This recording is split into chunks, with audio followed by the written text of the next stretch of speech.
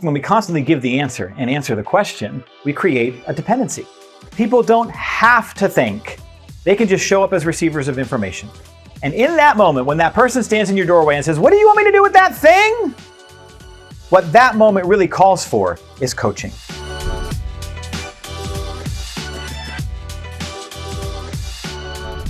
Hello again, Boss Heroes, and welcome back to BossBetter Now. As this summer has unfolded, we have been sharing with you in parts the content of a webinar that I did a few weeks back called the Accountability Tightrope.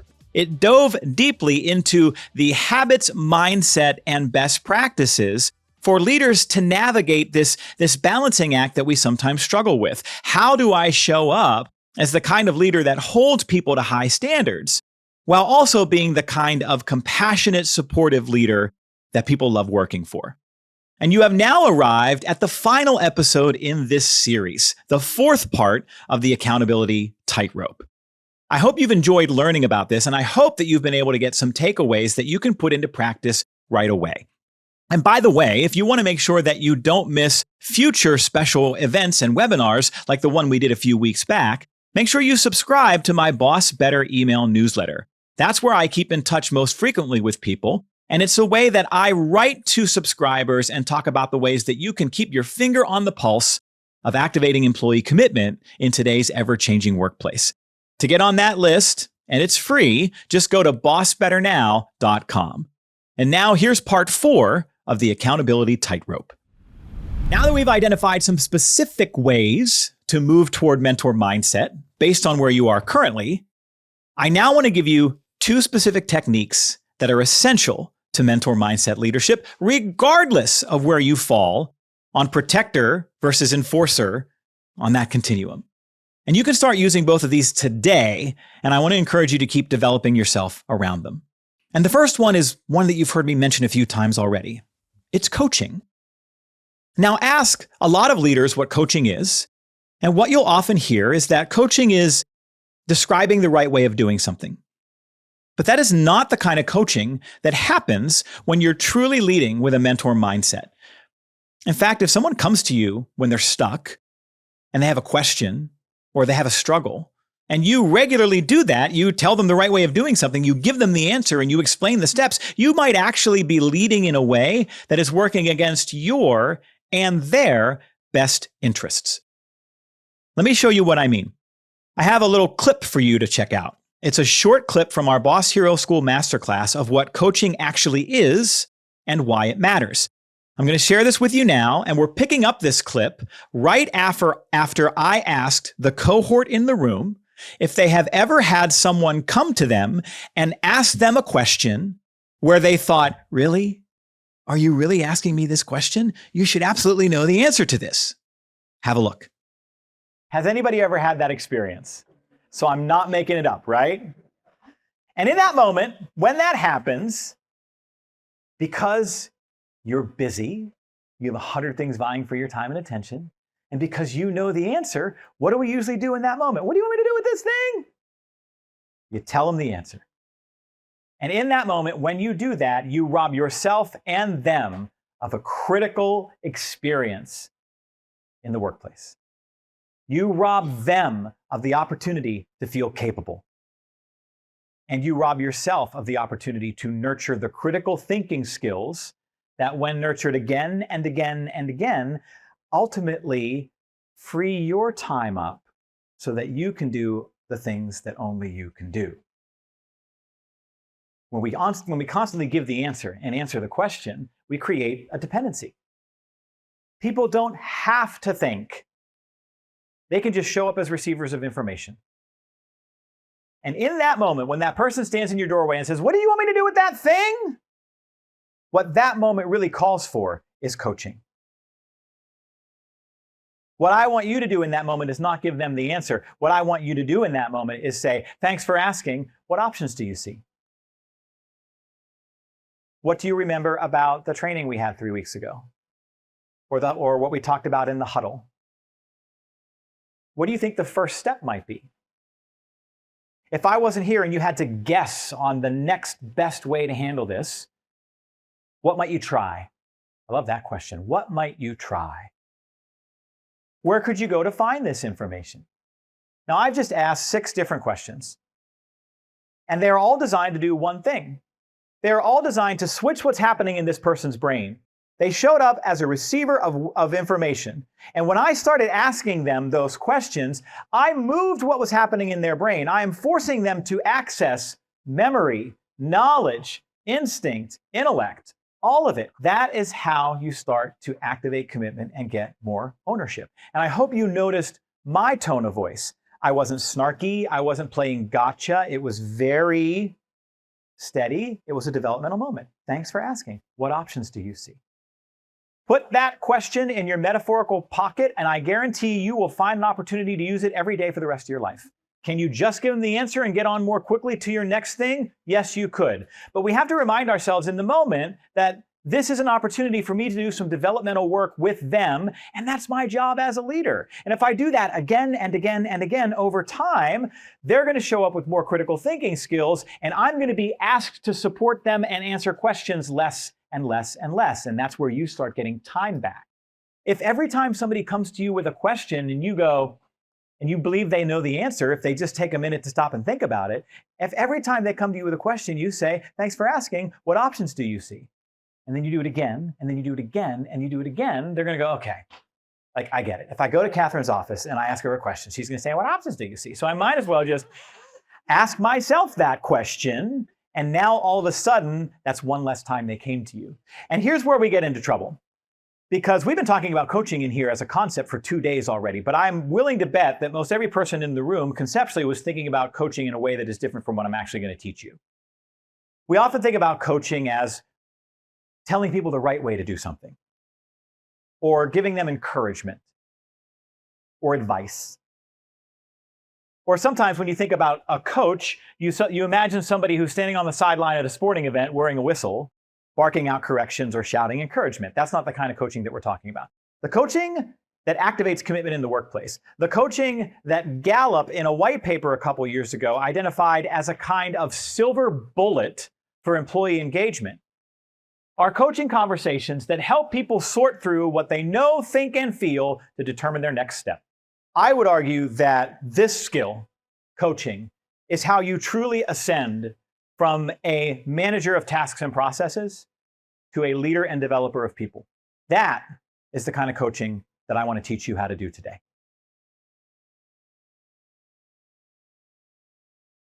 Helping people sort through what they know, think, and feel to determine their next step. That is a mentor mindset approach. It's not telling them how to do it. It's treating them as an expert and as someone who is capable and has creativity and has knowledge by asking questions like, what options do you see? There's a boatload of social science data that suggests this is perhaps the essential leadership skill. But we need to spend more time and effort teaching leaders how to do it and giving leaders a chance how to practice it. That's why as part of our Boss Hero School program, we spend a significant amount of time using and teaching coaching tactics and scripts and frameworks. And so what I'll encourage you to try from this webinar today is to simply start doing what I suggested in that video. When possible, resist the urge to give answers or tell people what to do. Instead, try asking, what options do you see? And then continue asking questions to help them sort through what they know, what they think, what they feel, and see what you come up with. If you tend to jump right into problem solving and answer sharing, this might be hard. But I am certain that if you make yourself do it a couple of times, you'll be surprised and encouraged by the results. I actually had a conversation last week with one of our Boss Hero School alumni who told me the story of having gone back to work after their masterclass. And just a couple of days later, an employee walked into her office with a question. And she said, I thought, Joe, this is when Joe says we should be doing coaching. So I'm going to try to do this. And so the woman asked her the question and she said, thanks for asking. What options do you see? And she said the woman's face was confused for a minute. And so she said, I'm not playing gotcha. I'm not testing you. Like, I really want to know what you think we should do. And the woman thought for a moment and then gave a perfect answer. This alumni told me that she couldn't have come up with a better answer. She described all the steps in the right order. And when she was finished, her boss said, That's a perfect answer. That's exactly what I would do if this were me. So you've got it. And she said, Joe, you should have seen her face. It really does make people feel capable. And so that is the first technique I want everyone to try to use, regardless of where you calibrated yourself around mentor mindset. The second technique I want to share with you today for everybody is one of my favorite tactics to teach leaders because it is magic. No kidding. It is like having a magic wand for supercharging feedback. In 2014, there was an experiment done with middle school students writing social studies essays that significantly changed our understanding of how to give feedback that results in change. Researchers had started to hypothesize that as human beings, we are far more likely to hear and respond to feedback when it comes from someone that we know believes in us and our potential. So in an experiment that has been duplicated many times over, the researchers split these middle school students into two groups, a control group and an experiment group. When these students turned in their social studies papers, they all got corrections on their essays. The corrections were what you would imagine them to be at that age. Add a comma here, rearrange this sentence there, explain this idea further, etc. Then, and this is what the experiment was all about, the teachers added a reason for the feedback. For the control group, the teachers wrote, I'm giving you these comments so you have feedback on your essay. For the experiment group, the teachers wrote, I'm giving you these comments because I have very high standards and I know that you can reach them. Two different reasons. And all the students were given the option to make corrections and resubmit the work for a revised grade. Well, even the researchers were surprised by what happened next. Students whose teachers explicitly stated that they believed in them were twice as likely to make corrections, improve their effort, and ask to resubmit the work. In fact, 80% of the experiment group of middle school kids took the feedback, made changes, then came back and said, is this better? This group ran this experiment several more times, getting the same results. In versions of the experiment where all students were required to resubmit papers with corrections, the kids who got the belief statement from their teacher made nearly 3 times as many of the suggested changes as those who did not get it. And in the decades since this study, this effect has been documented repeatedly. This statement came to be known in the literature as wise feedback, for the reason that the giver is wise to the need to affirm a belief in the person. I'm giving you this feedback because I have high expectations and I know you can reach them. So as this research emerged, it started to gain traction in smaller communities of work. Schools, teachers, counselors, coaches. And then a few years ago, organizational psychologist and best-selling author Adam Grant described this experiment on a podcast interview that he was doing with the actress Jennifer Garner. And it went viral. And then suddenly, everybody was talking about this magic combination of words that seems to supercharge feedback. I thought you might like to see the clip. It's only a minute long. Check it out. Do you have wisdom for one who mentors younger members of a team? Giving constructive criticism aside, my favorite experiment shows that you can say 19 words and people become dramatically more receptive to what you're about to deliver. You ready? Okay. Okay, don't count them, Jen, because I might say 18. But the words are roughly, I'm giving you these comments because I have very high expectations and I'm confident you can reach them. Oh, Doug, that's so good. It changes, a word on that, it changes the equation. Now I'm not attacking you. High expectation. And I'm confident you can reach them. So here's the thing, I'm not attacking you, I'm not judging you, I'm here to coach you, I'm trying to help you. So I taught this a few years ago to my undergrads at Wharton. And then about 3 weeks later, I give out these mid-course feedback forms. And 3 different students wrote at the top, I'm giving you these comments because I have very high I'm like, no, you don't have to say the words verbatim. The point is to communicate that I believe in your potential and I care about your success and well-being. Now, to be clear, this is not just for young people. This works for everyone. And what Mr. Grant said is important. You don't have to get the words exactly right. The message here is that the feedback is important and I believe in you. When you look at this language, can you see and hear how this wise feedback statement is the living embodiment of a mentor mindset? How it pairs high standards, you're literally saying, I have high standards, with high support. This is important. We actually had an alumni of our Boss Hero School program recently who tried this with an employee in a kitchen environment. They were working in a residency program, and they had a kitchen employee who consistently tried to multitask. He had come from an environment where he had, multiple plates and things happening at once, and he would be able to operate them all at once. But in this new environment where he had been hired, it couldn't work that way. And she had given him feedback a couple of times to say, hey, you can't do multiple plates at once. The way that our process is built, you have to finish this one, move it on, and then do the next one. And he just wasn't. He was just hardwired for this multitasking. So she went back after Boss Hero School and she gave him the exact same feedback. But then she said, hey, we've talked about this a few times, and so we need to get it fixed. It's really important that we get it fixed, but I also know you're really capable and I know you can do it. I believe in you. It never happened again. She told us like 2 weeks later, it was like magic. So this language, when you think about how to use it, first, just start out by memorizing this statement, these 18 words, right? I'm giving you this feedback because I have very high expectations and I know you can reach them. But I want to encourage you to also look for alternate versions, especially because the more you use this, if you keep the words exactly the same, the more people are going to pick up on it and be like, you say that a lot. It's getting awkward. But being able to say to someone, hey, I'm telling you this because it really matters and I know you can do it. It's the same thing. We just have to kind of play with the language a little bit.